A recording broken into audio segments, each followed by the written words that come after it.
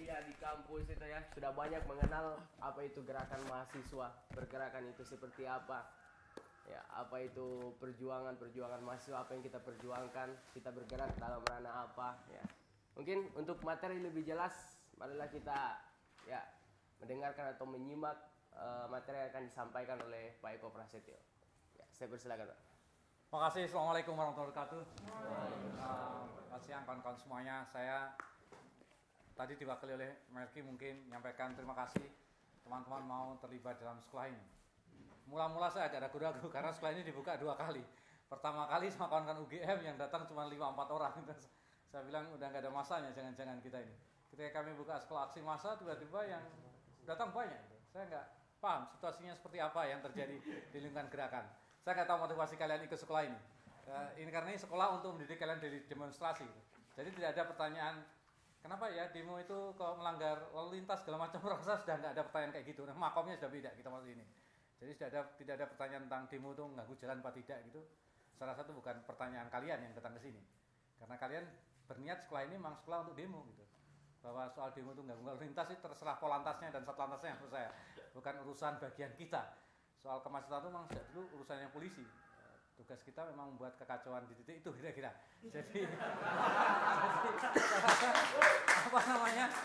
Kita tidak akan bertanya soal itu, apalagi soal tadi saya pulang dari Stikes Klaten gitu. Ini yang kasihan sekali. Ada anak mahasiswa. Dia bikin diskusi lewat Facebook gitu ya. Dan dia bikin WhatsApp grup lah kira-kira. Namanya juga mahasiswa, dia pasti ngeritik dosennya lah. Ini dosen ini ngapain sih? Ini nggak terbuka, nggak pernah ngajar, absen sih enggak gitu. Lalu dikomentar oleh teman-temannya, iya emang kacau nih dosen ini. Lalu muncullah ide, yuk kita pecat dosen itu yuk. Wah asik juga ya kalau dipecat ya. Ini WA ini tiba-tiba dilaporkan ke polisi Klaten dan polisi lebih sigap ketimbang WA-nya sendiri. Ini anak yang ikut WA group tadi tangkap semuanya, ya kan ini semua anak WA group tuh. Lalu dosen ini lebih gila lagi, dosen ini melaporkan anak itu mencemarkan nama baik dia. Sudah nama baik dia bermasalah, dilaporkan sama polisi gitu. Dan semua anak ditangkap semua gara-gara perkara ngerumpi dosen di WA. Ini sudah sidang keempat kalinya. Nanti bisa bayangkan, ini anak-anak ini mau dituntut 4 tahun dan 5 tahun, udah nggak masuk akal dan absurd sekali dosen ini. Saya bilang ini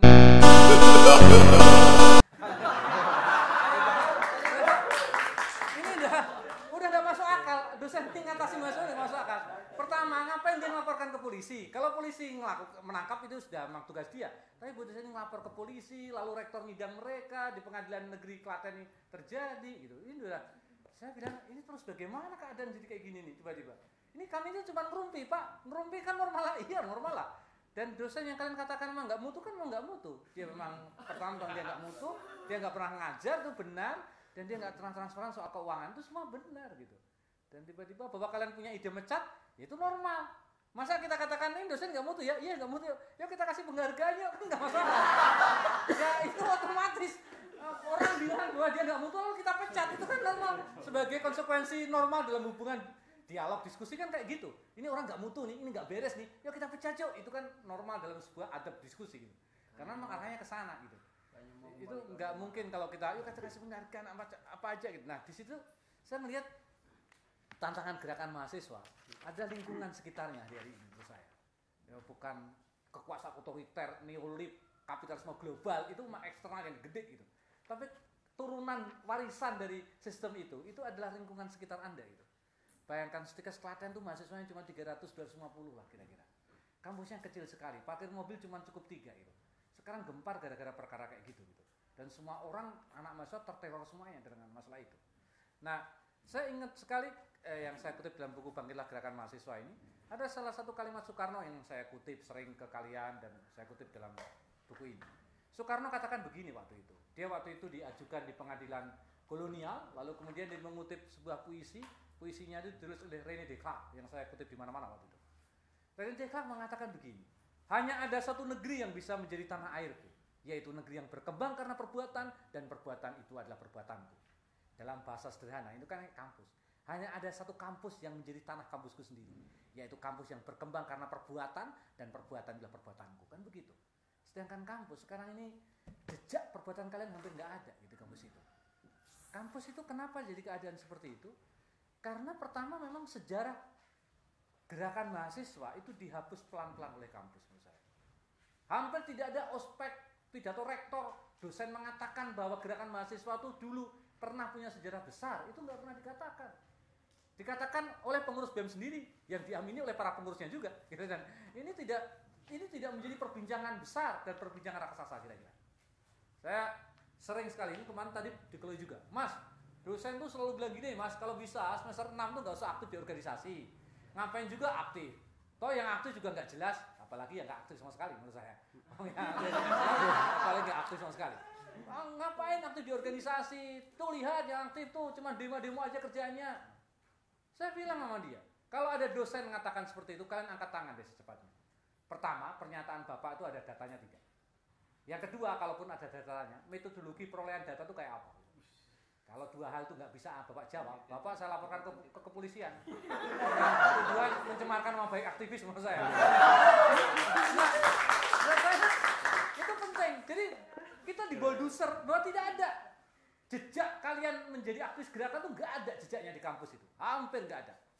Itu hilangnya jejak itu membuat memori semua mahasiswa pada umumnya itu tidak punya memori tentang bahwa gerakan mahasiswa itu punya sumbangan kontribusi yang besar, nggak ada memorinya. Kantor BEM mana pula sih dihargai, paling-paling dikasih bangunan kecil di pojok, itu pun kadang-kala harus tutup jam 4 sore kalau kuliah, apalagi ujian makin sepi kantor itu kira-kira. Itu kantor itu diisi oleh anak bolos, anak gak suka kuliah dan gak suka kuliah sama sekali. Menurut saya hanya 3 spesies itulah ngisi kira-kira. Lain-lainnya anak rajin gak pernah ke kantor BEM. Kantor BEM posisi teritorialnya gak strategis gitu. Diletakkan di tempat-tempat yang jarang-jarang dijenguk apalagi. Dia kalah. Jadi sejarahnya sudah gak ada.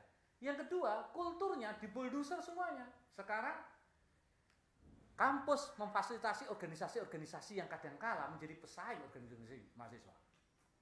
Sekarang dikumpulkan mahasiswa penerima beasiswa bidik misi. Oh, itu ada organisasinya sendiri sekarang. Yang difasilitasi ya bisa-bisa. Ini kemarin SMI baru dapat tamu dari penerima bidik misi UIN Malang. Saya tanya, kalian dari mana aja? Ketemu menteri, ketemu ini, ketemu itu, naik bis, kasih AC, kasih makan, di hotel. Siapa yang nggak suka? Didukung habis-habisan. Itu belum kalau ospek dipromosikan sama rektor. Tuh lihat, anak bidik misi ini pinter-pinter semuanya. Udah pinter, baik hati, miskin lagi. 3 kategori yang penting sekali. Udah miskin, baik hati, pintar. Itu salah satu legendanya kira-kira. Ini jangan kayak kalian kira-kira. Jadi apalagi yang menang olimpiade, apalagi yang menang debat. Fotonya ada di muka baliho. Bayangkan. Pemenang debat. Di depan UNJ itu ada lihat. Balihonya gonta-ganti. Isinya pemenang semua ini. Juara olimpiade, juara bahasa Inggris, juara pidato. Jarang anak di situ ada baliho. Ini aktivis. Nah, dan Anda lihat kan foto pemenang baliho itu kan pemenang olimpiade itu fotonya sederhana kan, pasti tersenyum dan pegang piala. Itu coba bayangkan. Ini anak menang bulu tangkis saja. Ini kayak menang olahragawan aja. Tidak ada foto itu yang bawa piala sambil kepal tangannya atau kakinya sambil nendang atau pialanya dilempar kira-kira. Ini foto anak-anak rajin lucu-lucu berdiri dan memegang piala menurut saya. Itu kayak menang cerdas cermat zaman dulu tuh menurut saya. Itu kan khas anak pintar yang baik hati dan yang itu foto itu dipamerkan. Jarang ada foto aksi apapun. Jarang kan? UIN itu sering aksi. Mana ada fotonya di baliho? Nggak ada. Padahal kurang apa aksi radikalnya UIN? Bakar ban. Wah, itu di tengah jalan diblokir semuanya. Fotonya nggak ada, rekamannya nggak ada. Itu kan mestinya penting foto juga si baliho. Ini loh, kampus perjuangan mantap, isinya bakar ban. Wih, kayak revolusi bener kan? Jadi rasa-rasanya kita bangga. Nah, itu nggak ada. Kultur itu nggak ada. Apalagi di UMJ. Masya Allah, itu fotonya di mana-mana. Masuk kota ketemu baliho dia. Tengah kota ketemu dia lagi. Itu mau masuk UGM ketemu dia lagi. Tidak ada kampus yang gila sekali pasang baliho kecuali kampus itu gitu. Kan nggak mungkin. Orang mau masuk ke UMJ, mau masuk ke UGM masa lihat baliho UMJ langsung balik ini kan nggak mungkin sekali. Yang penting bakar di UGM lah kira-kira. Tapi ini kultur kampus. Jadi kampus sampai tidak punya jejak, memorinya dihapus pelan-pelan. Artinya aksi massa itu sudah hampir tidak ada memorinya sama sekali. Nah, situasi itu ditunjang oleh budaya organisasi yang membuat prasangka negatif atas semua tindakan aksi massa. Hampir semua orang benar nggak percaya. Ngapain sih demo nggak ada manfaatnya? Sejak kapan kalau kita bicara manfaat? Emang kuliah ada manfaatnya? Belum pasti lah kira-kira. Memang kita yakin rajin kuliah, baik hati, nama masa depan jelas? Belum tentu. Yang kuliah rajin aja belum tentu, apalagi nggak kuliah kira-kira. Nggak ada kuncinya, tidak linear begitu gitu. Kuncinya tidak linear seperti itu. Budaya Selalu ada prasangka, ngapain ikut demo-demo? Nggak ada manfaatnya. Kalau soal manfaat, hampir semua institusi itu nggak ada manfaatnya. Memang kita punya manfaat DPR itu. Nggak ada manfaat orang ini kira-kira. Anda ke kantornya tuh, sepi sekali kadang-kadang. Rame-rame kalau rapat. Itu pun isinya cuma gitu-gitu melulu. Kalau nggak percaya nongkrong 1 hari di DPR. Kalau Anda betah, senang dan gembira, wah hebat sekali. Nanti 1 jam udah jenuh, Anda capek lihat orang-orang kayak gitu. Idenya nggak banyak, gagasannya juga nggak terbit gitu. Budayanya selalu dianggap nggak manfaat. Selain itu selalu dianggap ngapain demo, kan ganggu lalu lintas. Siapa loh yang bikin macet lalu lintas hari ini? Jumlah kendaraan yang banyak itu pasti macet. Perbaikan jalan selalu bikin macet. Orang nikahan aja bikin macet. Sunatan bikin macet, orang meninggal bikin macet juga kadang-kadang. Demo itu hanya sedikit sekali bikin macet. Dan mengkaitkan demo dengan kemacetan itu tesis yang berbeda sekali. Demo aksi politik, kemacetan itu tugasnya polisi lalu lintas. Kalau demo mengatakan, kalau mestinya demo itu membuat lancar lalu lintas. Lah itu tugasnya Polantas menurut saya. Nah, kalau demo disamakan dengan tugas Satlantas atau Satpol PP, ya itu gila sekali demo itu, nggak ada kaitannya sama sekali. Jadi kategori-kategori itu dikacaukan. Budaya aksi yang kemudian dicurigai itu membuat kebijakan-kebijakannya kemudian makin hari makin represif. Unhas di Makassar, saya kemarin dari Bima. Ada aturan sekarang, demo, DO di tempat. Demo di tempat. Baru pegang megapun langsung kena DO kita. Nah ini kan gak masuk akal nih aturan menurut saya. Nah terus kalau aturannya begini, bagaimana kita mau aksi? Saya tanya kepada mereka, sekarang loh, memang kalau naik SPP, tiba-tiba kalian dikasih sanksi, memang rektor bisa dikasih omong baik-baik. Pak, mohon turun dong Pak SPP-nya. Oh iya nak, karena kau mengatakan dengan bagus, aku turun nggak SPP? Nggak akan kalian. Kalian tuh kalau didengarkan, kalau pakai aksi teriak-teriak pakai megapon, baru dia dengerin. Memang kalian bisa langsung berdoa, ya Allah, moga-moga rektor mendengarkan. Wah, kamu tuh doa ya kira-kira ya? Iya enggak lah, itu sulit sekali. Datang baik-baik juga nggak mungkin kita. Ya paling tidak ngomong tuh dengan teriak kalau mau didengarkan sekarang ini. Kita bukan bicara pada Allah yang bisa berdoa lalu Allah mendengar. Kita harus bicara dengan para pemangku kepentingan yang kesibukannya luar biasa, ditemui susah. Kalau nggak diteriaki, dikasih spanduk, kasih selebaran, baru mereka berpaling. Kalau cuma ucapan baik-baik, hati-hati, sederhana, aduh susah sekali kira-kira. Nah, tapi kebijakan makin represif untuk aksi, diskusi, muter film aja dilarang, senyap dilarang, semen samin dilarang. Nah terus muter film apa? Ipin Upin. Emang kita mau nonton film Ipin Upin? Ya itu gila lah. Ipin Upin nonton senyap itu jadi tidak mungkin lah. Jadi kebijakan masa diskusi dilarang, nonton film dilarang. Kami mempentaskan teater SMI di Unibro kemarin, dilarang pula. Apa ini teaternya? Mereka bunuh kami. Janganlah, ini teater bahaya. Masa apa bunuh-bunuh segala? Ya udahlah kita ganti mereka sayang kami ya menurut saya. Nah itu kenapa hanya karena judul gitu aja orang menjadi sensitif gitu? Unibro adalah salah satu lambang bagaimana otoritarisme kampus sekarang bekerja dengan cara mengerikan. Dan ada banyak kampus yang mengalami situasi seperti itu. Di satu sisi, kemudian publik, gara-gara situasi ini, publik kemudian tercemar dengan itu semuanya. Lalu mereka prasangka. Setiap saya ngisi diskusi mahasiswa, selalu pertanyaannya selalu begini. Mas, orang tua tuh loh mas, nyuruh anak tuh kuliah terus mas, bapak ibu tuh nyuruh harus selesai kuliah mas. Nah iya pasti itu. Kalau demo kita dimarahi, ya emang ada orang tua kalian demo. Wih mantap sekali kau demo, bagus sekali ya. Nggak ada orang tua kau pulang nanti katakan, nak pernahkah demo kau? Ini ada uang untuk aksi, ini ada uang untuk megapon. Nggak ada lah. Nggak ada orang tua gila namanya kayak gitu menurut saya. Selalu orang tua tuh cemas, pemangku kepentingan cemas, dan itu makin cemas dengan retorika-retorika seperti ini. Benturan paling aktual di tubuh gerakan mahasiswa ada titik itu.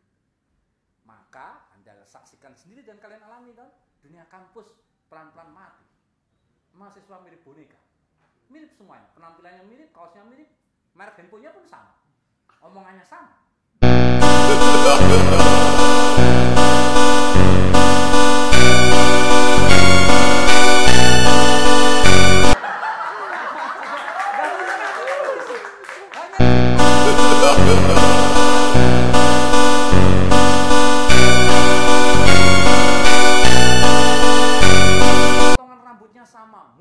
Sama, seragamnya sama.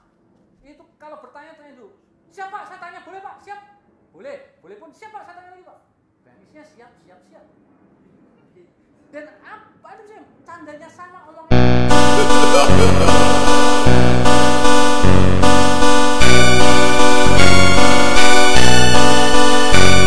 Ya kira-kira. Nah, Mahasiswa mirip dengan itu lama-kelamaan. Penyeragaman terjadi secara total. Muka mereka sama, penampilan mereka sama, kepengurusan organisasi mereka serupa, cara ngelola kepengurusan, pelantikan pun sama. Pelantikan dibuka doa, dilantik oleh rektoriat, lalu ceramah, lalu berlantik berlama-lama. Lalu pemilu juga dengan kondisi yang sama. Rendra pernah menulis begini, kemudian dalam puisinya. Aku bertanya apa guna pendidikan bila seseorang itu menjadi asing di tengah kenyataan persoalannya. Apa guna pendidikan bila hanya mendorong seseorang itu menjadi layang-layang? Kikuk pulang ke daerahnya. Apa guna seorang itu belajar filsafat, sastra, teknologi, ilmu kedokteran, ilmu hukum atau apa saja bila kalau ia pulang lalu ia berkata, ya aku asing dan sepi. Coba kalau kamu pulang kampung besok lebaran itu. Orang kampung bertanya dan kita nggak bisa jawab. Nah, kenapa harga bensin naik? Pertanyaan itu nggak bisa kita jawab. Waduh, kuliahnya belum sampai ke situ. Waduh, itu bukan fakultas saya. Waduh, itu bukan urusan. Yang fakultas agama lebih payah lagi. Oh, itu takdir lah kira-kira. Lama-lama kita nggak bisa jawab. Kamu mau dikasih tahu apa? Tuh, nah kenapa kok jadi begini, nah? Kenapa keadaan jadi begini? Kita nggak bisa jawab. Kalaupun kita bisa jawab, lalu dia bertanya. Lalu bagaimana, nak? Waduh, bingung lagi kita. Nggak mungkin kita punya jawaban. Di titik itu menurut saya, kita berhadapan dengan struktur. Pertama menurut saya yang harus kita bongkar, struktur kapitalistik pendidikan. Yang membuat orientasi material itu kemudian muncul. Semua apa yang kita lakukan kemudian kita ukur dari kegunaan praktisnya. Apa sih kegunaannya buat aku? Apa sih manfaatnya buat aku? Ngapain sih ikut demo segala macam? Apa manfaatnya buat aku? Aku terkenal, aku dapat pekerjaan, atau dapat uang? Anak-anak kemudian kehilangan mimpinya karena semua diukur dari manfaat praktisnya. Itu sebabnya pesta jazz lebih indah, pesta musik lebih luar biasa. Bayangkan pesta-pesta pora seperti itu menjadi banyak diminati karena itu ada manfaatnya. Kamu bisa gembira, kamu bisa ketawa, kamu bisa senang, kamu dapat upah, apalagi training wirausaha. Oh, apalagi training motivasi. Wah, ampun. Apa yang kamu ketahui? Optimislah aku, berpandangan positif lah aku ini kira-kira. Semua kapitalisme membuat orang berpikir dalam kerangka material. Apa manfaatnya? Maka sekolah yang paling laku apa? Seperti tadi yang saya datang itu, sekolah tinggi ilmu kesehatan, sekolah perawat. Fakultas laku apa? Hukum, ekonomi, teknik. Wow, sudah itu fakultas yang hebat. Kuliah di mana? Filsafat. Waduh, ampun. Mau jadi apa? Plato, Aristoteles kan? Nah, itu susah sekali. Kuliah di manakah? Kuliah di fakultas-fakultas sastra. Aduh, mau jadi penyair ya? Sulit. Jarang kalau dicari lowongan filsuf, wah jarang sekali. Kalau temuin itu wow sekali kira-kira. Nah, buat saya kerangka itu. Jadi orientasinya materialistik banget kira-kira. Sekolah, maka waktunya kita mengintervensi fakultas-fakultas material. Kenapa SMI bikin teater tampil di fakultas kedokteran, peternakan? Karena itu fakultas yang patut untuk dikonstruksi menurut saya. Peternakan, ya ampun, ada mata kuliah nonton ternak sudah 1 jam. Kita 1 jam lihat kambing atau sapi, itu hanya 2 pilihan, kambingnya stres atau kita stres. Oh, kan kambing itu berjam-jam, ya pasti kita pusing lah. Kapitalisme ini struktur material itu membelenggu kita. Pilihan-pilihan kita menjadi sangat terbatas. Struktur itu ditunjang oleh apa? Gaya hidup kemudian. Karena semua material, maka relasi-relasi menjadi relasi material. Anak kedokteran, punya pacar anak kedokteran lah. Punya istri anak kedokteran, punya anak kuliah di kedokteran, punya cucu jadi dokter. Semuanya ibaratnya medis semuanya. Gak mungkin lah anak kedokteran punya pacar, anak syariah tarbiyah, sulit sekali. Itu dunia lain, itu kok pelat yang lain lama-kelamaan. Susah. Kalau pacaran sama kedokteran, gak ada peristiwa apapun dalam peristiwa romantik apapun. Kecuali kamu nabrak anak kedokteran, lalu dengan gaya Romeo and Juliet itu kok bacakan puisi kira-kira. Barulah itu kena kira-kira. Tapi itu susah sekali semuanya kira-kira. Hidup yang agak mustahil lah kira-kira. Anda bisa bayangkan di UMY itu, kedokteran sama FAI berdekatan setengah gedung. Wah, itu kan luar biasa. Tapi terjadilah kisah cinta di antara fakultas itu. Susah sekali, walaupun dekat. Itu ampun kalau terjadi kisah cinta, itu menurut saya Romeo Juliet pun akan kalah kisahnya kira-kira. Karena batas kelas kira-kira. Nah ini gaya hidup, kemudian alam orang menjadi sangat material, relasi-relasinya sangat material sekali. Bukan hanya kisah kasih, berteman, bersahabat, itu kemudian menjadi sangat susah sekali. 2 bulan yang lalu saya ketemu dengan Ikatan Mahasiswa Kedokteran. Ini sudah ikatan mahasiswa yang nggak masuk akal sama sekali. Mereka bikin training. Training mereka nggak main-main, 2 pekan mereka training. Kalau trainingnya 2 minggu itu dahsyat. Tempat trainingnya lebih dahsyat lagi. Di manakah itu? Hotel Santika. Hotel Santika, 1 kamar 1.100. Itu semua anak mahasiswa kedokteran tinggal di situ selama 2 pekan. Lebih gila lagi saya kasih ngisi training. Topiknya aksi massa. Ini aksi massa itu terus oleh Tan Malaka. Tan Malaka bukunya dari penjara ke penjara. Masa kita bicarakan Tan Malaka di hotel? Itu Tan Malaka kalau bangkit dari kubur kita cekik semuanya. Ini kan menghina Tan Malaka. Saya malu sekali lihat itu. Saya bilang, emang kalian tahu Tan Malaka Pak? Ini kan malu sekali kita bicara Tan Malaka di hotel.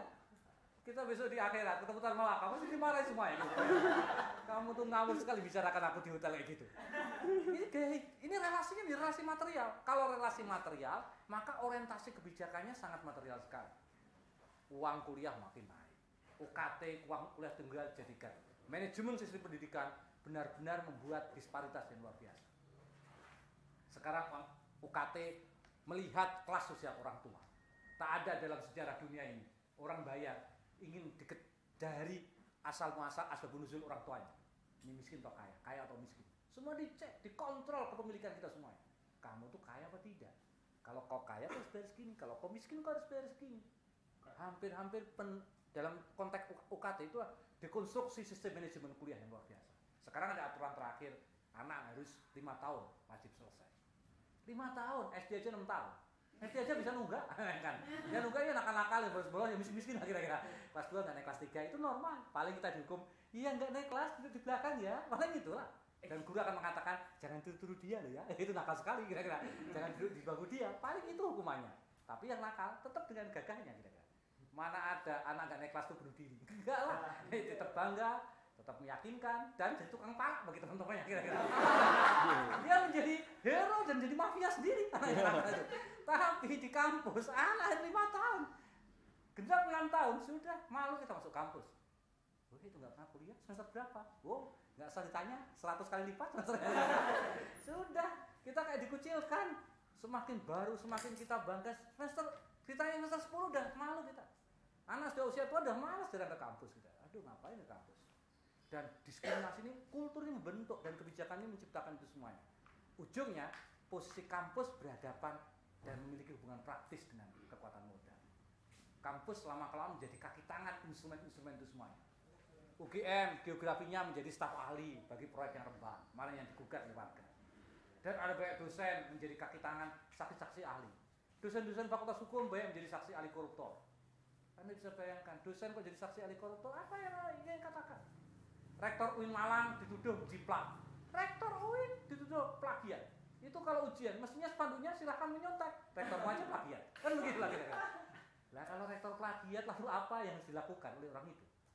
Belum dosen-dosen. Rektor Unsud masuk penjara gara-gara tersangka korupsi.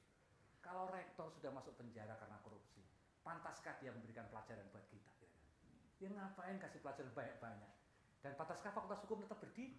Ya ngomong itu isinya bandit dan penjahat aja. Masa kita hafalkan pasal-pasalnya? Misalnya kayak kita semuanya, indahnya ilmu itu kalau apa yang ia ajarkan sesuai dengan apa yang ia lakukan. Itulah keindahan pengetahuan. Kita suka dengan guru taman kanak-kanak karena apa? Karena guru taman kanak-kanak sederhana. Dia senyum, dia ramah, memang hidupnya seperti itu. Mana ada guru taman kanak gelar profesor doktor? Nggak ada.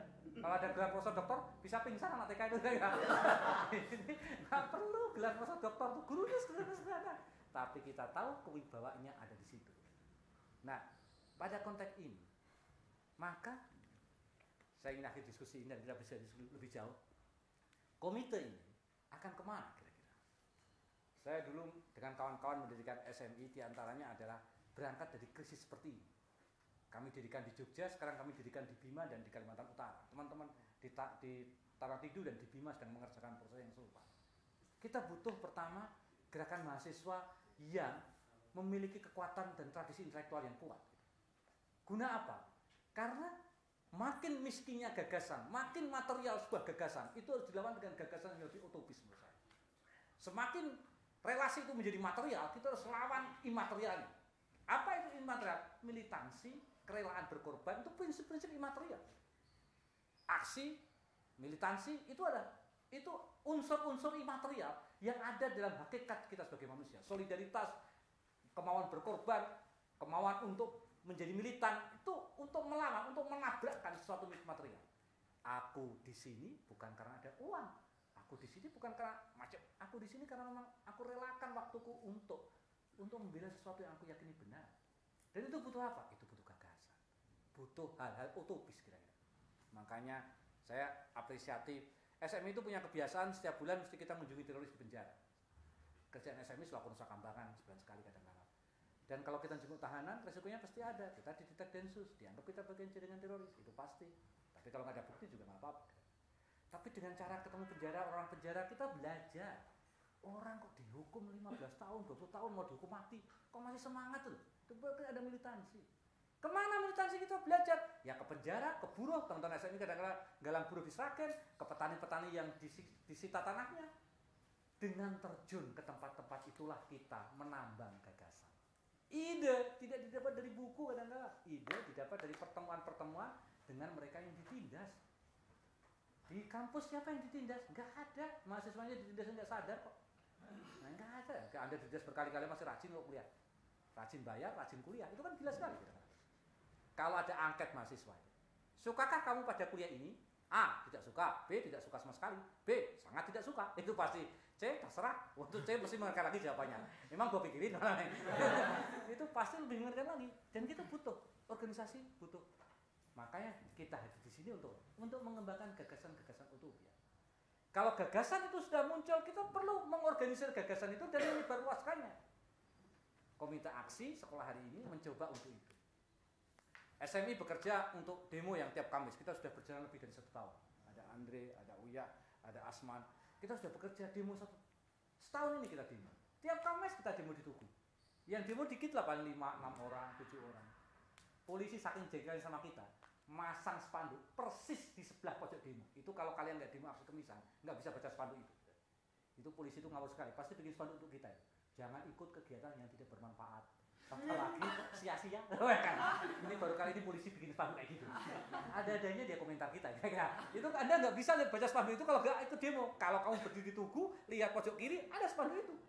Ditulis oleh kepolisian DIY. Coba ya. Pak, sebenarnya mau kita balas juga itu. Itu kalau kita mau jawab. Tapi kan ngapain balas spanduk menurut saya? Itu kita boros biaya, polisi pun belum tentu baca atau kira-kira. Jadi organisasi mahasiswa itu harus melawan, disemankan gagasan-gagasan, orbit-orbit perlawanan harus dibangun. Saya masih ingat di Makassar itu, karena saking seringnya ditangkap oleh polisi di Makassar tuh, anak Makassar bencinya sama polisi luar biasa. Dia bikin stikernya ditempel di pihak depan. Apa? Stikernya agak menghina sekali. Rajin baca jadi pintar, malas baca jadi polisi. Kan ngawur sekali seperti itu. Rajin baca jadi pintar, malas baca jadi polisi. Coba ya kan. Ini spanduk ini kan pencemaran nama baik sekali menurut saya. Dibuat ke semua anak semua ya. Ini ngawur sekali ya menurut saya. Tapi spanduk itu membuat orang ketawa-ketawa. Wah, asik sekali ya. Bener juga ya. Bener juga ya. Orang tiba-tiba ayo mereka. Oh ya bener juga ya. Jadi kita butuh portal-portal perlawanan hari ini. Dan portal bisa aksi, bisa spanduk, bisa stiker. Nah, rintisan-rintisan letupan-letupan perlawanan kecil itu akan membentuk apa? Akan membentuk simpatisan-simpatisan baru. Relasi-relasi material itu berbahaya. Kita butuh pintu di mana anak-anak baru, inisiator baru itu bisa masuk dalam gelanggang ruang kita. Sekarang lihatlah, orang juga tidak tertarik pada BM, organisasi mahasiswa juga makin sedikit, kaderisasinya makin susah gitu. Kita butuh alternatif baru dan itu bisa difasilitasi dengan aksi-aksi massa yang lebih relatif intensif. Pada titik terakhir menurut saya, dengan cara seperti itulah gerakan mahasiswa bisa dibangkitkan lagi legendanya. Kita butuh legenda. Legenda itu bukan diceritakan di ospek saja. Legenda itu bukan aja diciptakan di diskusi. Kita butuh menghidupkan lagi propaganda-propaganda baru.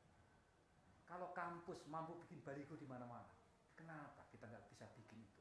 Bukan bikin balihonya, mencoret baliho itu menjadi penting sekali. Saya dulu bikin sekolah TK, SD gratis 5 tahun yang lalu. Pelajaran cuma 3 aja, demonstrasi, refleksi, lalu sastra. Yang demo anak kecil kita latih aja untuk ayo kita bikin aksi kecil-kecilan yuk, apa yang nggak kamu sukai? Anak nakal, ayo kita bikin aksi. Kamu nggak suka begini ya, lama-lama kesadaran politik anak kecil itu kalau nggak percaya SD itu kalau Anda agitasi terus menerus dikasih kenyataan baru terus menerus, Wah, anak itu bisa terbit keyakinan politiknya jauh dari yang kita duga. Saya dulu mengajarkan misalnya, apa tugas DPR? Lihat buku, dibaca. Mata undang-undang. Oh, itu kata buku. Nah, besok kita ke kantor DPR. Kita lihat apa yang terjadi. Nah, aja anak tuh, ayo silakan nak, pergilah ke situ lihat. Oh, anak semuanya lihat macam-macam. Nanti mereka datang ke apa yang kamu lihat? Rokok-rokok, makan-makan, duduk. Nah, itulah kenyataannya. Itu namanya apa? Relatif kontradiksi. Kontradiksi itu penting dilahirkan. Kalau sudah kontradiksi, mereka akan marah. Anak itu bisa marah. Ada anak murid saya itu nyoret ini kok. Itu ada pilkada, promosi, dipilok sama anak itu.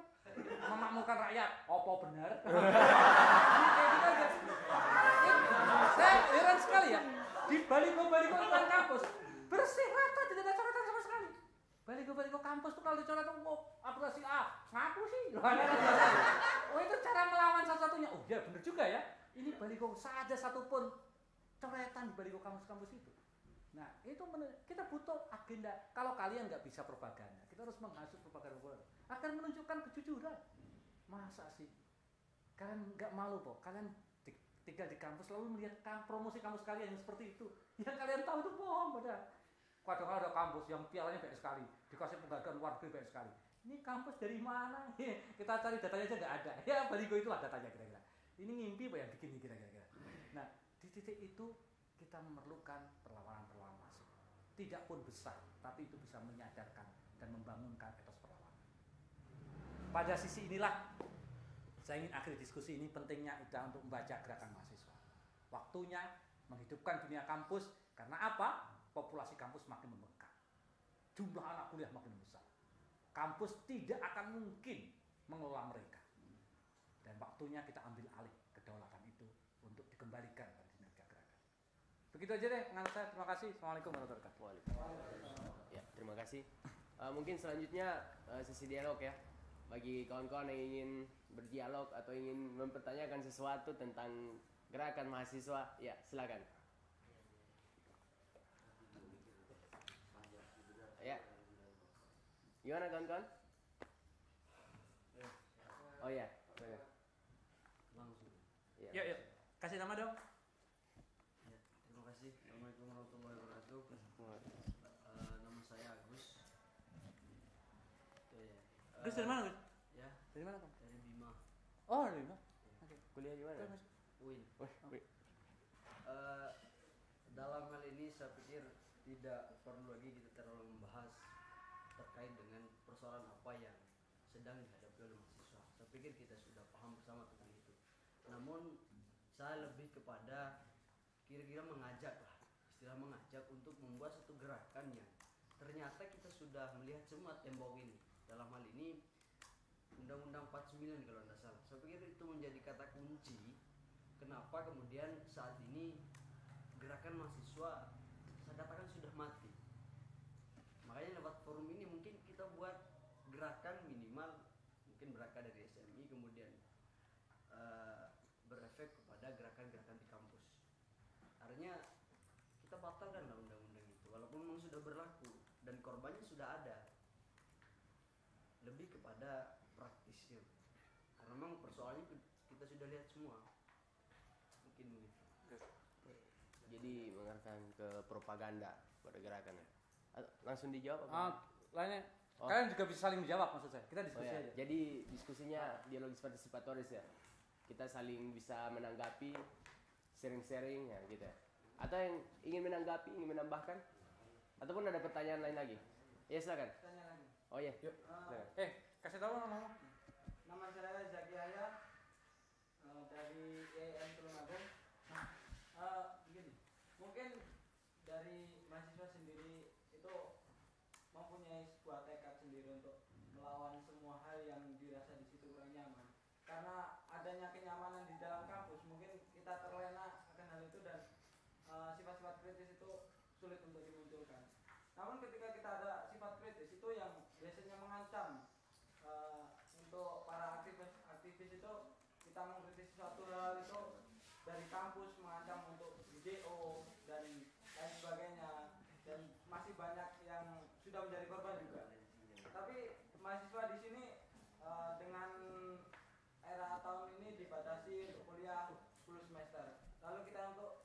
maksimal di dunia aktivis itu sangatlah kurang menurut saya, karena untuk perkembangan kita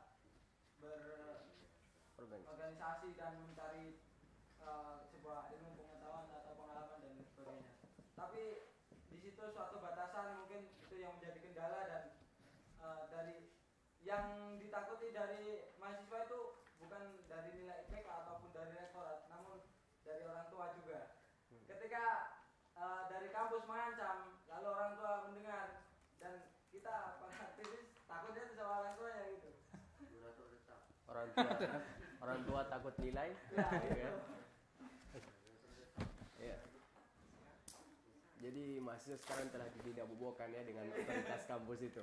Iya, silakan saya itu. Ya. Ada lagi kawan-kawan? Ya, silakan. Baik, terima kasih waktunya. Febri dari Akurin, Pak. Wah, oke. Oke, pertanyaan menarik sekali masalah organisasi di dalam kampus ya. Nah, saya sendiri waktu itu di BEM, Pak.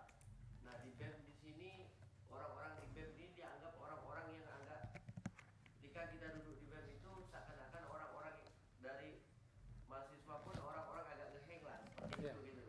Nah, anggapan seperti ini kita sendiri memang agak kebingungan, Pak. Doktrin yang ada di kampus itu luar biasa apa? Luar biasa kuatnya untuk kawan-kawan mahasiswa bahwa ya apalagi udah semester 6, semester 7 itu ya ngapain kalian udah ngurusin masalah organisasi di dalam. Ya, you harus mikirin skripsi.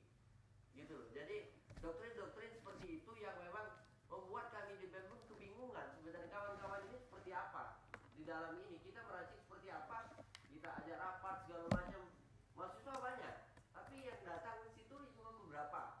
Nah, fenomena ini yang terjadi. Nah, di kampus saya juga seperti memberi label bahwa kampus teknik, Pak. Kampus teknik ini seakan-akan kita berbicara organisasi, berbicara sosial, politik segala macam, kawan-kawan udah menganggap itu udah ada yang ngurus, gitu loh. Kawan-kawan yang lain di organisasi pergerakan segala macam.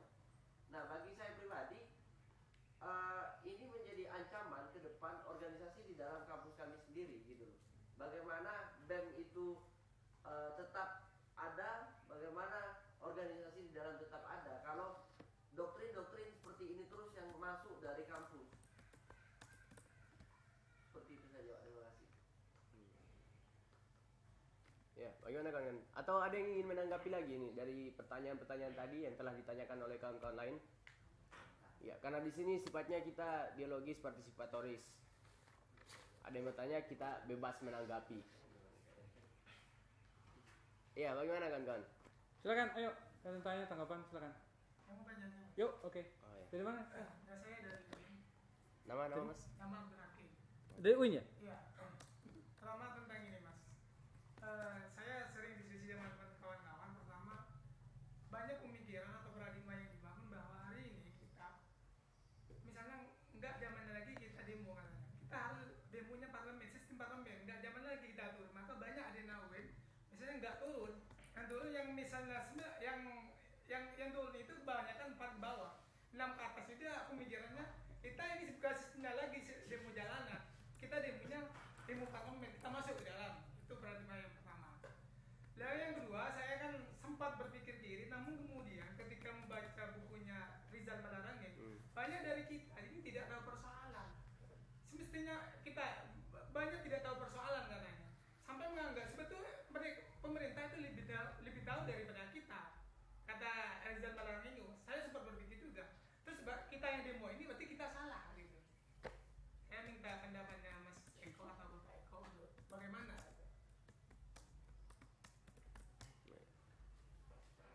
Ya, ada lagi? Atau mau dijawab dulu, Pak? Oke. Nanti. Jadi kita nanti share aja diskusi deh. Iya.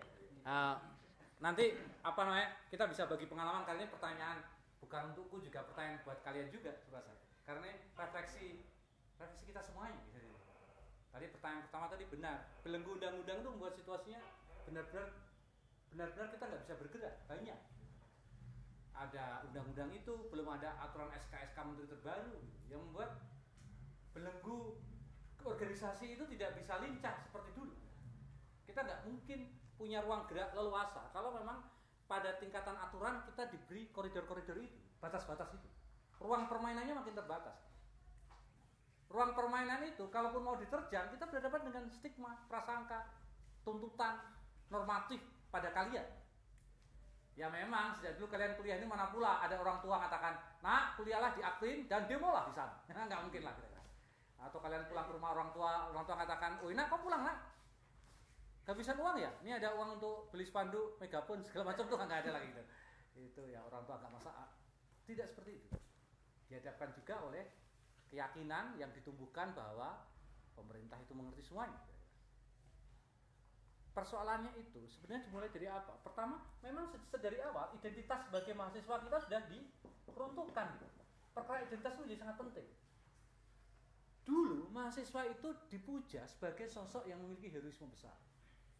Karena sejarahnya itu ada. Soekarno itu mahasiswa, Hatta mahasiswa. Dua makhluk ini menakjubkan, satu orang anak teknik, dua anak ekonomi.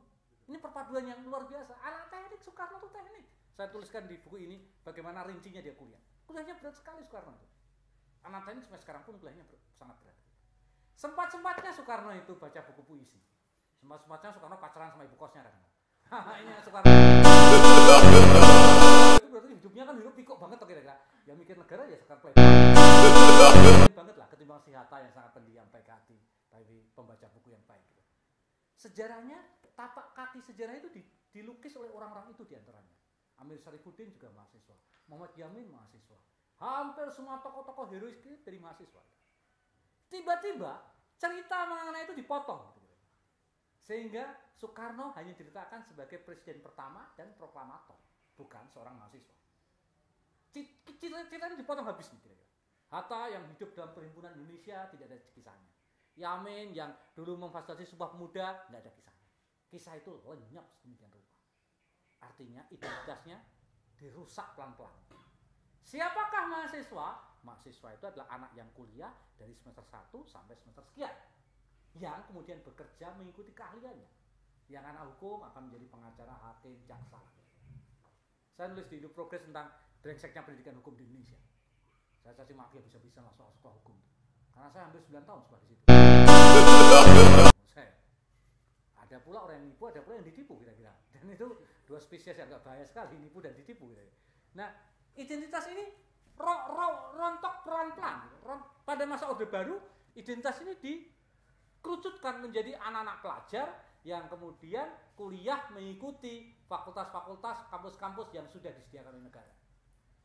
Pada masa reformasi, sebenarnya dijebol identitas itu. Gerakan aksi massa membuat gelombang yang raksasa ketika itu.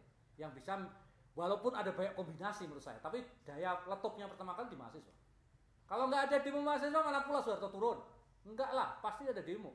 Demo terus-terusan, besar-besaran, di mana-mana. Kira-kira begitulah kuncinya. Ya ada sih faktor krisis ekonomi segala macam. Tapi kalau krisis ekonomi semua sabar, tabah, dan baik hati, nggak ada perubahan. Krisis ekonomi semua marah, masuk keluar ke jalan. Dan 98, heroisme itu bangkit lagi. Sialnya, aktivis 98 seperti saya ini semuanya kemudian menikmati kemenangan itu. Kami duduk di parlemen diantaranya, kami menjadi pekerja normal, saya punya istri, anak, kemudian kami memiliki profesi masing-masing. Ketika itulah propaganda tentang kesucian aksi massa pelan-pelan digerogoti oleh kawan-kawan kami sendiri. Ada teman saya yang diculik sekarang satu partai dengan penculiknya sendiri. Bayangkan, ini orang diculik jadi satu partai dengan penculiknya, kan bingung sekali kita. Mana yang diculik, mana penculiknya kira-kira. Karena moral menjadi lenyap. Nah, periode itu adalah periode 2000 ke atas sampai 2010-2011 itu periode penghancuran mitos gerakan mahasiswa menurut saya. Ini makin kencang sejak 2011, 12, 13, 14 menurut saya. 4 tahun ini benar-benar identitas mahasiswa makin hari makin dipersempit perannya. Sekarang menjadi apa? Calon profesional, calon pekerja-pekerja di dunia pasar. Itulah training wirausaha yang kencang sekali hari ini. Sehingga kalau kalian kuliah lebih cepat dari kepastian, misalnya kalian harusnya kuliah 4 tahun, kok kalau kalian bisa kuliah setahun selesai dan bekerja, wow hebat sekali kalian. Apalagi kuliah sampai 2 bulan selesai, hebat lagi. Apalagi kalau 1 kali 24 jam, masuk langsung selesai kira-kira. Itu lebih hebat lagi kira-kira. Nah, di titik itu kita berhadapan dengan, kita butuh apa? Butuh memperkuat identitas lagi. Identitas apa? Identitas ini sebagai apa? boleh dikatakan legenda pahlawannya harus bangkit lagi menurut saya. Ini pentingnya legenda menjadi pahlawan. Mitos ini harus hadir menurut saya. Karena yang ada ini bukan mitos, ini sesuatu yang niscaya, yang pernah ada dan terbukti dalam sejarah. Nah, buat saya mitos ini menjadi penting. Mitos menjadi pahlawan ini loh, ini menjadi prinsip bagi kita. Sehingga setiap orang merasa percaya diri menjadi aktivis, itu perlu sekali. Saya khawatir anak-anak yang hidup jadi aktivis lama-kelamaan berkurang rasa percaya dirinya. Ini berkurang bukan karena intimidasi, berkurang karena lingkungan juga mendukung. Ada pacaran, kalau ada diskusi dia, lah diskusi nonton dong, diskusi lagi lah nonton dong. Ini pacaran sama aktivis cuma diskusi baca buku ini aja kerjanya. Uang jelas nggak punya, diskusi melulu. Kemana romantismenya kira-kira. Ini legenda pahlawannya gila. Kita butuh legenda itu. Legenda itu hidup dengan cara apa? Pertama, kita butuh propaganda menurut saya. Kita butuh kampanye tentang peran historis mahasiswa. Saya nulis di sini wawancara imajiner dengan Bung Karno untuk menghidupkan apa? Menghidupkan tokoh historis itu lagi. Dalam sejarahnya negeri ini dibangun oleh para aktivis. Oh, yang jadi pecundang-pecundang itu dulu aktivis. Mulai dari Rizal Malarangeng, Andi, macam-macam lah kira-kira. Sebagian angkatan saya itu aja jadi aktivis dulu. Ini propaganda ini penting untuk dilakukan. Kalau sudah propaganda, kita butuh mengorganisir. Narsa mungkin lebih baik cerita soal ini. Menurut saya pengorganisasian menjadi sangat perlu sekali. Bukan pengorganisasian massa, tapi pengorganisasian upacara. Waktunya kita cari orang yang berhasil hidup tapi nggak berhasil kuliah. Nah itu suruh ceramah. Pasti asik sekali. Orang sukses nggak sukses kuliah nggak mungkin dia ceramahnya. Rajin kuliah ya? Ya enggak lah. Wong dia aja nggak rajin sama sekali. Itu contoh paling ekstrim tuh orang namanya Bill Gates. Yang saya contohkan di mana-mana. Bill Gates itu kurang apa? Orang paling kaya di dunia sampai sekarang. 40 orang terkaya di dunia, kalau nomor 2, nomor 3 dia. Ujung-ujungnya nomor 4. Nggak pernah dia mentok nomor 1, kadang kalah lah. Kuliahnya nggak sukses sama sekali. Tapi kalau Anda nonton film Social Network, itu film gerakan banget menurut saya. Bill Gates pidato di hadapan mahasiswa Harvard. Dia nggak selesai kuliah. Pidatonya selalu nggak ngatakan, tempolah jadi IP bagus ya. Enggak. Bill Gates pidato dengan cara yang anggun sekali. Dia katakan, aku berdiri di sini karena tidak duduk seperti kalian. Aku berdiri di sini karena mulai berdiri, dan itu sebabnya aku ada di sini dan tidak duduk seperti kalian. Itu ada orang mendengarkan pidato itu langsung bangkit berdiri dan kembali lagi. Namanya Mark Zuckerberg, penemu Facebook. Dia bangkit berdiri nggak balik lagi. Nah, kita butuh inspirasi itu, inspirasi bahwa kuliah rajin itu belum tentu berhasil. Saya tadi di Stikes Klaten, dia persis pertanyaan sama kakak kalian, Mas, kita ini kadang-kadang diintimidasi Mas, kita suruh kuliah dulu. Saya bilang, kamu itu loh, kampusmu aja kecil, akreditasinya C, yang ada, ampun kampus itu. Kamu modal mahnya kuliah, masuk lapangan kerja, nggak ada pesaing banyak sekali. Dari Stikes Klaten, kata saya C, nanti dulu. Modalmu apa adanya itu akan kalah bersaing. Modalmu yang nggak kalah bersaing apa? Organisasi, nggak ada akreditasi. Mana ada akreditasi LMNDB, IMMC, nggak ada akreditasinya. Ya nggak ada akreditasinya, organisasi itu nggak ada akreditasinya. Salah satu tumpangan tambahan itu organisasi. Kunci masa depan itu organisasi. Kamu kuliah di mana? Kamu akan bersaing dengan orang hebat, orang-orang kaya. Yang kuliah di UI, di ITB, ampun anak itu. Rakos, tamat, dan punya pengaruh. Mereka bisa bekerja, menjadi majikan pasti, dan kita akan menjadi budaknya. Kampusnya pas-pasan kita semuanya, ilmunya pas-pasan. Ngajukan ijazah dengan sekolah yang pas-pasan. Kita bersaing dengan kampus-kampus banyak sekali. Apalagi dalam masyarakat ekonomi ASEAN terlagi. Orang jebolan dari Harvard, dari MIT, macam-macam datang ke sini. Ngasih ijazah semua. Kita, iya, semua kuliah di pas-pasan itu. Yang kita bangga kalau lihat balihonya aja. Makanya cuma lihat baliho aja. Di luar baliho kita gak bangga sama sekali. Kompetisinya kalah. Satu-satunya kompetisi yang kita bisa menang adalah melipat gandakan pengalaman. Organisasi, organisasi, motor untuk itu, mesin untuk itu. Nah, buat saya mengorganisir wacana mengenai itu menjadi penting hari ini. Sehingga ada banyak orang berminat untuk masuk dalam organisasi. Ada banyak anak mau. Kalau sudah mau, waktunya kita mengkampanyekan organisasi kita. Saya tuh kampanye menjadi penting. Saya khawatir sekali kawan-kawan. kawan-kawan BEM, kawan-kawan organisasi itu lemah dalam sisi kampanye. Kita memang nggak punya modal, tapi kampanye tidak harus punya modal. Kita kalah dengan anak pemenang Olimpiade yang dia dibantu oleh kampus, dapat piala, kasih baliho berkali-kali, fotonya dimuat di mana-mana. Kita jadi ketua organisasi, foto pun kita nggak tahu, anak pun kita nggak tahu siapa orang itu kira-kira. Nggak ada. Dulu ada teman saya si Romel ketua Squadwin tuh.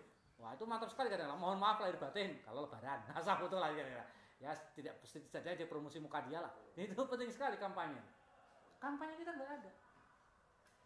Kita sebagai aktivis organisasi nggak percaya diri kalau mau kampanye. Padahal penting kampanye itu. Misalnya BEM, Amikom atau BEM, Akprin menolak kenaikan SPP atau menolak kenaikan harga bensin. Selebaran tiap pekan di masjid-masjid apapun. Kampanye dia kasih tahu. Oh ini tuh sikapnya. Kami menyatakan kuliah rajin itu belum tentu berhasil, apalagi gak rajin lah. Tapi itu penting kampanye kan. Hidup itu memang pertarungan Bang. Tapi kita butuh kampanye-kampanye itu. Untuk apa? Tadi pertanyaan penting tadi untuk meruntuhkan mitos itu. Siapa yang kita hancurkan? Orang tua. Menjadi aktivis itu yang susah diyakinkan adalah orang-orang terdekatnya. Karena orang tua semua sama. Saya pun jadi orang tua, ingin anak saya pintar. Nggak mungkin anak saya SD saya suruh demonstrasi terus. Nggak mungkin lah. Paling tanya ranking berapa nak? Rapot berapa? Itu normalnya orang tua. Kalau kamu jadi orang tua pasti seperti itu. Nggak mungkin kamu jadi orang tua anak mengatakan, nak besok kalau di SD ada apa? Demo ya? Enggak lah. Oh bisa nggak naik kasur berkali-kali ya? Kira-kira. Enggak. Kita semua orang tua seperti itu. Tugas kita adalah meyakinkan pada orang tua bahwa kita ini baik dan benar. Saya dulu itu waktu kuliah, tugas saya adalah membuat surat untuk teman-teman saya yang duitnya habis, minta tolong pada orang tuanya agar mereka kirimkan uang. Itu tugas saya lama sekali.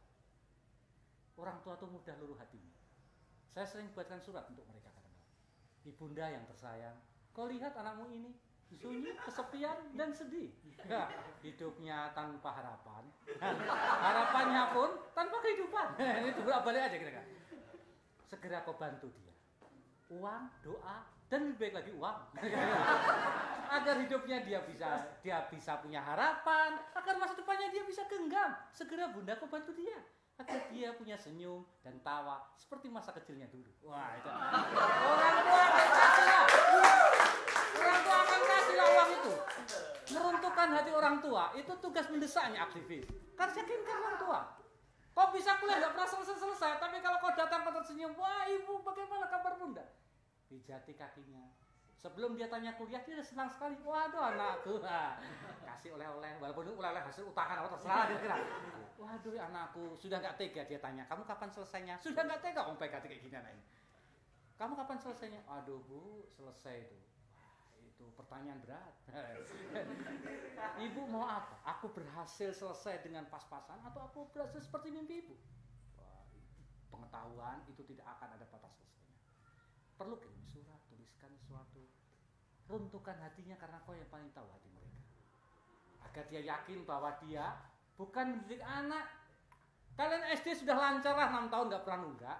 SMP lancar kalian kelas 3. SMA lulus UAN. Itu hebat sekali kira-kira. Prestasi kalian cukup itu semuanya. Pada saat kuliah ini, pastikan bahwa dia memiliki anak yang dewasa hari ini.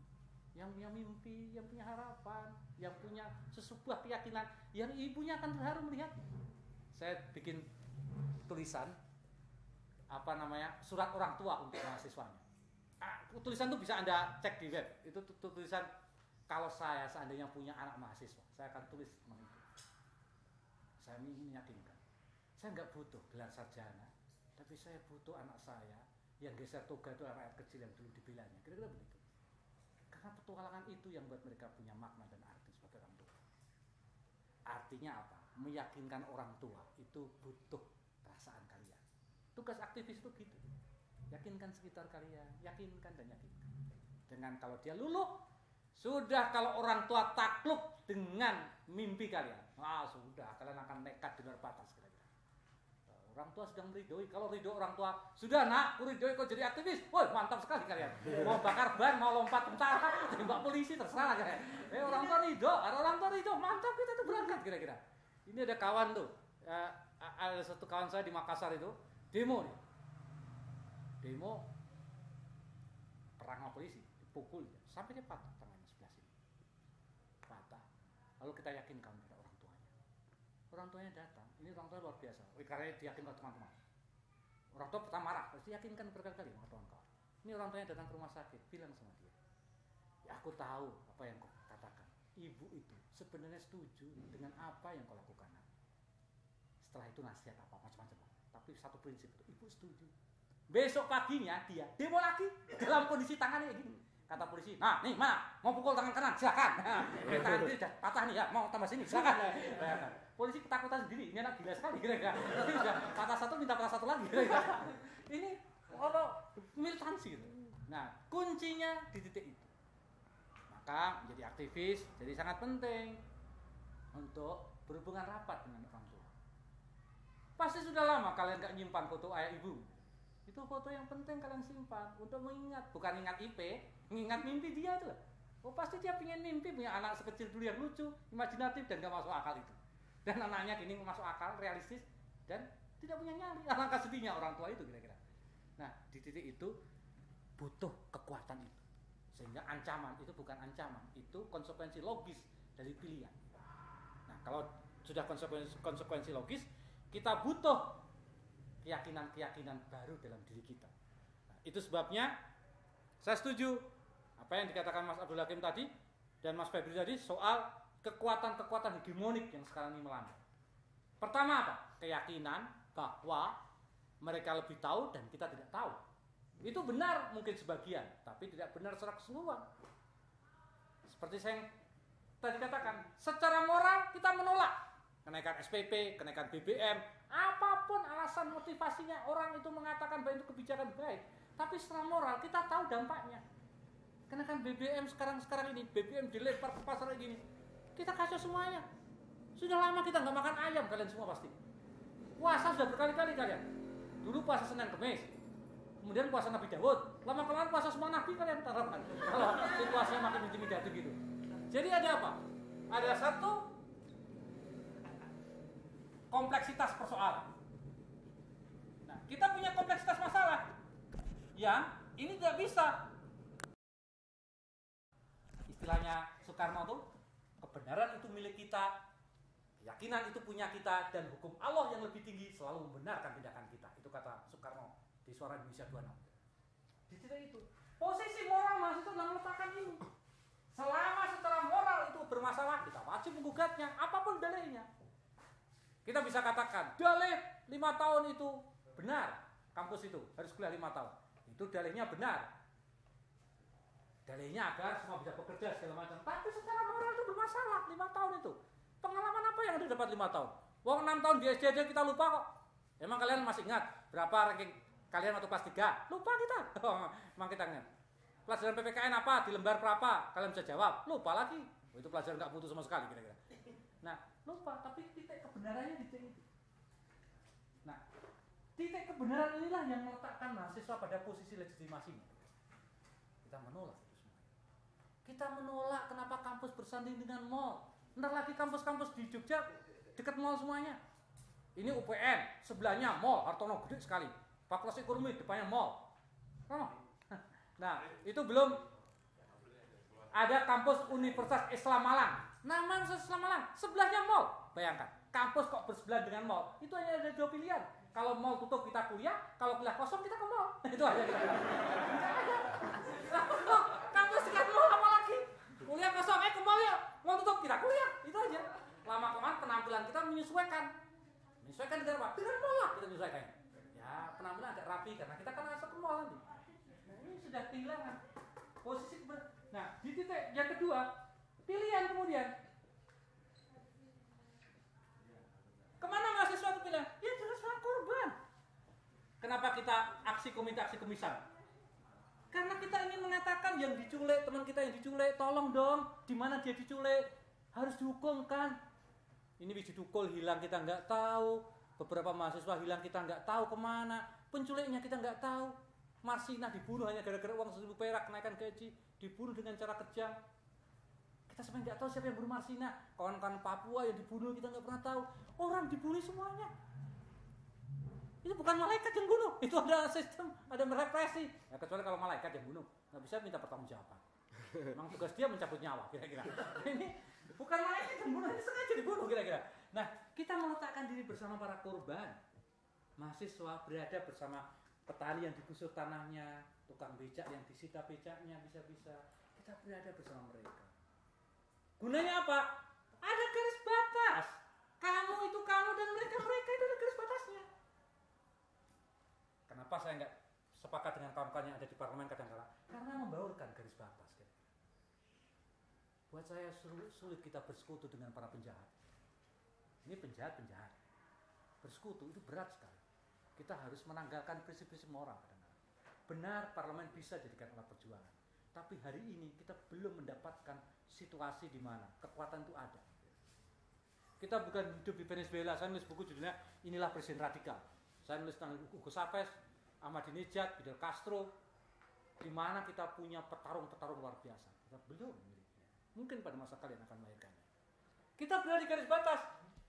Aku ada di sini mahasiswa bersama korban dan kalian para durjana ada di sana. Nah, di sini titik pertarungan jadi penting. Kami di sini dan kamu di sana. Kenapa harus mahasiswa? Karena kalian yang punya kesempatan, kalian punya waktu, kalian punya buku, kalian punya pengetahuan. Kalian punya heroisme. Beda dengan kami yang sudah bekerja, punya keluarga, punya kepentingan-kepentingan lah. Hanya mahasiswa yang bisa bersama dengan korban secara moral. Kalian punya waktu banyak. Buku kalian luar biasa. Kampus kalian memuja pengetahuan. Di titik itu. Nah, kalau sudah pilihannya seperti itu, maka kita butuh yang langsung kita dikatakan metode aksinya. SMI mencoba menjadi pintu untuk itu. Kami buat namanya teater. Namanya Teater Suluh itu. Kami pentas di beberapa tempat untuk menyadarkan itu teater tentang pelanggaran HAM. Tentang bagaimana orang disiksa, dibunuh, dianiaya, agar penonton tahu dulu loh ada kejadian kayak gitu. Itu bukan kejadian fiktif, itu beneran. Marsina ditusuk kepalanya, dijajah berkali-kali, dirajam habis-habisan sampai mayatnya bau gak karu-karuan. Saya dulu ikut dalam tim pencari fakta Marsina gitu ya. Ini bisa orang dibuang. Marsina kesalahannya cuma satu, minta kenaikan upah 1.000 perak waktu itu. Dibunuh dengan cara keji dia. Dan Allah membantu dia. Saya masih ingat sekali ketika visum terbaru, Marsina diangkat, itu mayat Marsina bersih. Wadah ditemukan mayatnya, ngeri sekali. Karena dimakamkan cepat-cepat lalu divisum ulang. Karena pemerintah internasional ingin buka dia. Dibongkar lagi mayat itu. Mayat itu ajaibnya bersih. Waktu itu kita yakin ini Marsina. Ini punya kutukan, Mas. Ini orang terpilih, ini dipilih oleh Allah. Dan Anda tahu, Lapindo ketika lumpur panas itu menggena, pabrik mana yang ditelan pertama kali? Itu pabrik arlojinya Marsina. Yang habis pertama kali. Bayangkan, Tuhan aja sampai turun tangan gara-gara nggak ada keadilan, kira-kira. Memang Tuhan turun tangan berkali-kali. Kalau betul berarti kita udah banjir Lapindo di semua tempat dan hilang semua kita semua kira-kira. Jadi Anda bisa bayangin deh. Dan ini metode ini sangat penting. Maka kita perlu ingatkan. Saya senang kalian bisa sekolah di sini. Mari kita bangun nanti melipat gandakan. Ada di Aprin, ada dari Tulungagung, ada di Jogja, ada di UIN, ada UNY macam-macam. Kalau setiap kampus ini membuat portal-portal. Kita buat sebuah aksi-aksi di setiap tempat. Kebetulan SMI sekarang lagi aksi Papua Damai misalnya. Kita kampanye di setiap tempat. Niscaya nggak usah setahun lah, kampus akan melalui proses pemanasan situasi politik. Dan ketika ancaman mulai lahir, nah disitulah perubahan terjadi. Kok mereka terancam dengan kegiatan kecil kalian? Nah itu momentum terjadi. Saya ingin akhiri sesi ini dengan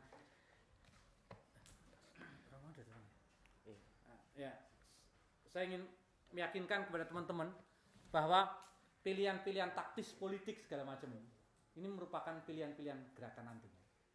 Saya berharap training kali ini akan mengantarkan teman-teman untuk terlibat dalam komite aksi Kemisa nantinya. Kita punya web, kita punya banyak tempat yang tempat untuk berkecimpung aktivitas kalian semuanya. Sekarang kesempatannya ada. Secara pendidikan, sekarang sedang dibuka S2 untuk aktivis HAM di UGM. Ini S2 asik sekali nih. Syaratnya aktivis lah, baru kali ini ada S2 syaratnya aktivis menurut saya. Nah itu kan menarik sekali S2 itu menurut saya. Sudah gratis, kami bisa keluar negeri. Aktivis. Ini sudah lama sekali kita mimpi punya sekolah kayak gitu kira-kira. Sekarang ada kesempatan, ada ruang. Ada web-web aktivis yang sekarang dibuka semuanya. Ruang di mana kalian berperan itu sekarang portalnya ada banyak tempat. Nah, waktunya kita mencoba untuk menghidupkan itu. Di titik ini saya ingin mengajak, mendorong, meminta kalian untuk terlibat dalam pertarungan besar yang kita hadapi hari ini. Secara legal kita butuh pembatalan itu, secara organisasional kita butuh pengorganisiran yang lebih masif, dan secara pengaruh kita butuh jaringan-jaringan yang lebih tertata. Saya rasa 2 hari ini akan bisa menjadi tali pembuka untuk mengikat solidaritas di antara kita. Itu aja sementara. Masih ada sesi lanjut lagi atau? Kayaknya sudah cukup, soalnya udah.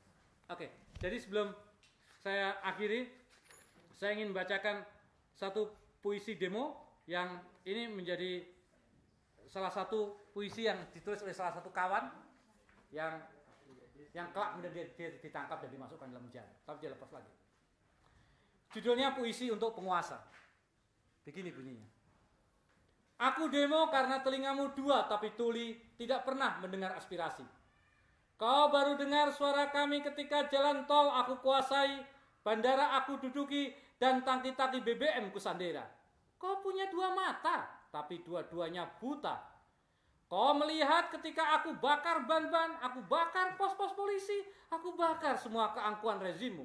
Aku bumi hanguskan semua berhala, jabatan dan kedudukan. Kau punya kekuasaan, aku punya kemauan. Kau punya aparat, aku punya rakyat. Kau punya keputusan, aku punya jalanan. Kau punya regulasi, aku punya aksi. Kau punya istana, aku punya darah. Kau punya agenda, aku punya rencana. Kau punya senjata, aku punya semangat baja. Kau punya amunisi, aku punya berani.